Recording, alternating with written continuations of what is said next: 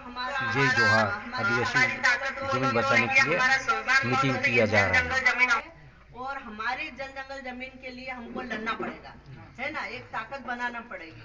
यहाँ कोई बड़ा बड़ा तुर्रम खा कोई सा विधायक आ जाए, सांसद आ जाए, मंत्री आ जाए, हमको उससे कोई मतलब नहीं, है ना।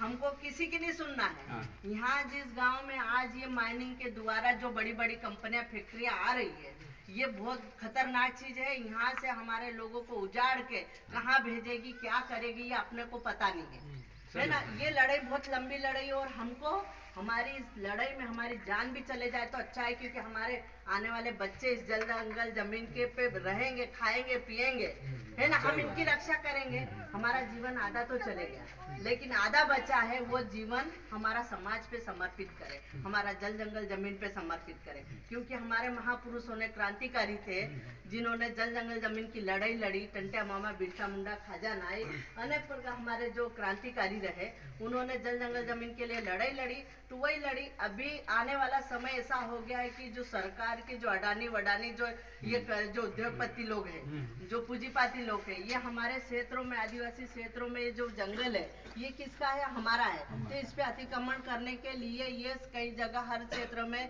पहले जोबट में भी हुआ था, जोबट में भी आंदोलन हुआ था, अलीराजपुर में भी आंदोलन हुआ था। तो ये कहीं ना कहीं हमको आंदोलन के माध्यम से हम प्रशासन से और सरकार से मांग कर रहे हैं कि इस प्रकार से हमारे जल जंगल जमीन पे आप बिना हमारी सहमति के, बिना हमारे परमिशन से हम हमारे जल जंगल जमीन पे कब्जा क्यों कर रहे हैं? क्योंकि हमारे पैसा एक्ट कानून में 5वीं अनुसूची क्षेत्र में, हमारे आदिवासी क्षेत्र में बिना हमारी परमिशन के आप 1 इंच जमीन नहीं खरीद सकते। तो सरकार, ये उद्योगपति जो ये अडानी को जो कंपनियां भेंट कर रही है, किससे पूछा? आपसे पूछा? कोई अधिकारी आया? कोई आया क्या आपके पास? नहीं आया। तो अभी हमारा ये है कि जब हमारी मर्जी से, जब हमारे बिना मर्जी के सरकार यहाँ पे आ रही है, तो हमारा रोकने का और विरोध करने का भी हमारा अधिकार है। वो कोई भी हो, आप भले कलेक्टर हो, एसडीएम है, तहसीलदार है, पटवारी हो, कोई भी हो, उसको रोकने का काम आपका है। अब आप कब रोकोगे? जब आप एकता ताकत बना के रखोगे। हमको आप ये प्रण लेना, आज जो बैठक हो रही है बहुत महत्वपूर्ण और गंभीर मुद्दे पे है, आपके आने वाली पीढ़ी के लिए भी है ना। तो मैं यूँ बोल रही हूँ, आज जो ये बैठक हो रही है बहुत गंभीर मुद्दा है, आपको इसके लिए लड़ना पड़ेगा सरकार से, और आगे तक जाना पड़ेगा। ऐसा नहीं, हमको तन मन धन सब कुछ हमारे समाज के लिए और जमीन के लिए लगाना है। यहाँ पे हमको कोई ऐसा नहीं बोलना चाहिए कि ये बीजेपी का है, ये कांग्रेस का है। वो जो भी नेता आता है हमारे गांव में, उसकी नहीं सुनना है। बीजेपी वाली उसकी चलाएगा, कांग्रेस वाला उसकी चलाएगा। हम तो हमारी बात मान रहे हो कि नहीं, तुम ये पूछो किसी भी नेता को, है ना। तुम्हारी बात मानना चाहिए, तुम उनकी बात मत मानो, क्योंकि रहना तुमको है। जमीन तो हमारी है ना। नेता तो आज यहाँ है, कल वहाँ है, 5 साल के लिए हमारा पीढ़ी दर पीढ़ी चलेगा। आज हमने लड़े नहीं लड़े, तो ये छोटे छोटे बच्चे कल उठ के बोलेंगे हमारे माँ बाप ने हमारे लिए जमीन के लिए तो कुछ बचाया नहीं, तो क्या जवाब दोगे आप लोग? सही बात है। तो अभी ये संघर्ष की लड़ाई है, आपको जल जंगल जमीन की लड़ाई है। पूरे मध्य प्रदेश के, पूरे भारत में ये लड़ाई चल रही है जल जंगल जमीन की। अभी सिंगरौली में देख लो, झारखंड में इधर देख लो, बस्तर में देख लो, बुरहानपुर में, अलग अलग पूरे क्षेत्र में, राज्यों में आज हमारे जल जंगल जमीन को कटाई कर रहे हैं। और हम कहते हैं कि हमारे आदिवासी क्षेत्र में, जो ट्राइबल क्षेत्र में और जो 5वीं अनुसूची क्षेत्र में जो जमीनें हैं, इस जमीन के अंदर खनिज रहता है। जो खनिज, जिसकी जमीन रहता है उसका खनिज रहता है। तो ये जो जमीन है ना आपकी है, और इसके अंदर का जो खनिज निकलेगा नहीं आप ले सकते। ऐसे साथ में आप सब लोग मिल के लड़ाई लड़ना, हम आपके साथ में हैं। वो लड़ाई लंबी, भले 1-2 साल लग जाए, पर लड़ेंगे। और पैसा एक घर से 1 रुपया भी आप इकट्ठा करके समाज के लिए लड़ोगे ना, तो बहुत ताकत बनेगी। बस आप इधर उधर भटकना मत, सही रास्ते से। हमारे युवा जो ये अभी मेहनत कर रहे थे सालों से, ये सही दिशा में जा रहे हैं। ये बहुत गंभीर मुद्दा है, इसको समझना आपको। और अभी जहाँ भी बैठक हो आप लोग शामिल हो, और बाकी की जो भी चीजें हैं हम आप लोगों के साथ में हैं। हमारे जल जंगल जमीन हमारे क्रांतिकारी ने हमारे लिए रखी, तो हमारा भी फर्ज है कि हमारे बच्चों के लिए तो रख जाए, है ना। इतना ही बोलना चाहती। जय जोहार, जय जय। एक बहुत सीधा प्राणी होता है, अपने कबीले में और अपने क्षेत्र में सिर्फ अपनी परिवार और अपने गांव वालों की बात देखता है। इन लोगों ने बीच में भी ड्रोन से सर्वे किया, हमको मालूम ही नहीं, क्योंकि हम हमारे अधिकारों को जान ही नहीं पा रहे हैं।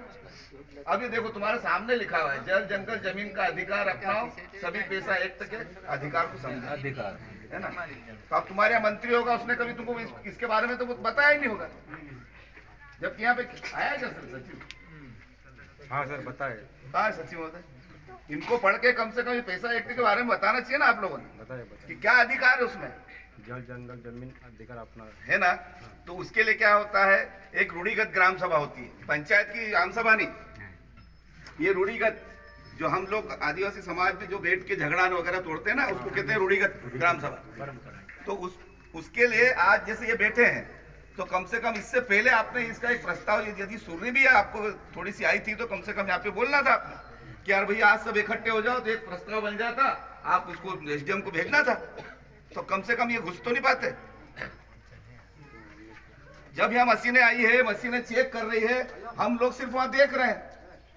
भाई तुम यहाँ किससे पूछ के आए? पैसा एक्ट ये बोलता है जब तक ग्राम सभा अनुमति नहीं देगी जब तक आप अंदर नहीं घुस सकते। वो तो पहले ऐसा जबरदस्ती आके करे थे। नहीं जबरदस्ती नहीं तो हमने विरोध भी करा था, कि आपने एफआईआर करवाना थी ग्राम सभा का उठाए और उसको तो सीओ साहब के सामने बोल दिया। वही मेरा कहना है यहाँ से कि आप तो पटवारी भी यदि यहाँ पे आता है, पटवारी भी यदि आता है तो पहले उससे कहना भैया हमारे ग्राम सभा से तू अनुमति ले, पहले कहना, नहीं तो कहना है पैसा एक्ट को फाड़ के फेंको। क्यों बनाया कहना तुमने? जब ये लोग समता जजमेंट को जिसमें मतलब स्पष्ट लिखा है कि जल जंगल जमीन और जो खनिज है जो ये सिर्फ आदिवासियों का इसमें अधिकार है, तो उसको नहीं मान रहे ये सुप्रीम कोर्ट के आदेश को, पैसा एक्ट को खारिज कर दिया। मतलब ये अपनी मनमानी कर रहे हैं। अब इसके लिए हमको ये करना पड़ेगा कि हमको देखो भैया यहाँ कंधे से कंधा मिला के चलना पड़ेगा, है ना। यदि एक गांव की 1200 संख्या यदि है आपकी, तो कम से कम भले एक सदस्य अपने घर रहे, लेकिन आपको सबको हमको मिलके और इसका विरोध करना पड़ेगा, तो ये यहाँ से भागेंगे, नहीं तो ये भागने वाले नहीं। मैंने अभी क्या कहा, पहले एक अंग्रेज आया था, अभी दूसरा अंग्रेज आ गया। हाँ।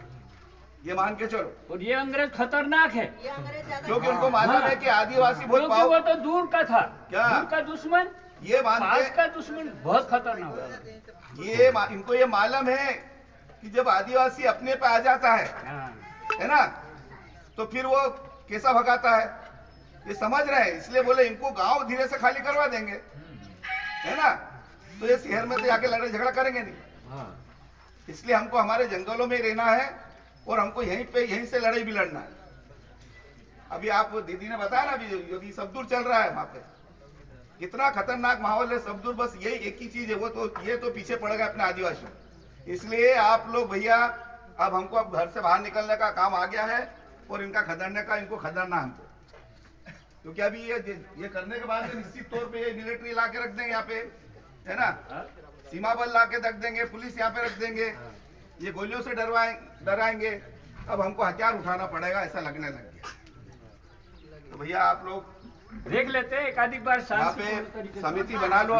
इनको या भूमि पूजन के लिए ऐलान कर दिया उन लोग फोर्सों के साथ, तो अपनों ये सब अपना आदिवासी भाई लोग इधर बाहर से भी सहयोग कर रहे कि नहीं यार ऐसा नहीं होने दे, और अपन ये जमीन छीन ली जाएगी तो अपन जाएंगे कहाँ। इस उद्देश्य से अपन सब लोग इकट्ठे हो रहे हैं और संगठित होना है अपन को। ये फोन लगाए तो 200-300 आदमी इकट्ठे होना पड़ेगा, तो अपन जमीन को बचा पाएंगे, नहीं तो अन्यथा कहीं नहीं कर पाएंगे, समझे। ऐसा पोलू ऐसा नहीं काम छोड़ के दौड़ी ना उनको।